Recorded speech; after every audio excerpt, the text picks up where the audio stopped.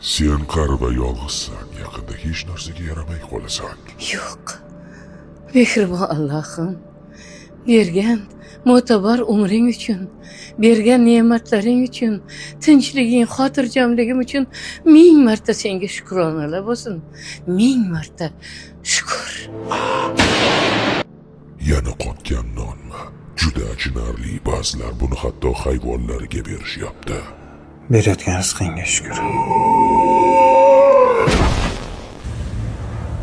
Bu kiyimlarni hozir hech kim kiymaydi, uyat. Sen juda kambag'alsan. Meni berkitgan, to'sib turgan shu kiyimlarim borligi uchun Xudoga shukr qilaman. Sen kun bo'yi ishlaysan va haliyam kambag'alsan. Shu ish orqali rizqimiz berayotgan yaratgan ekan. O'zingga shukr. Bu yerlarda adashib bo'lib ketasan. Adashganimda to'g'ri yo'l ko'rsatgan o'zingga shukr.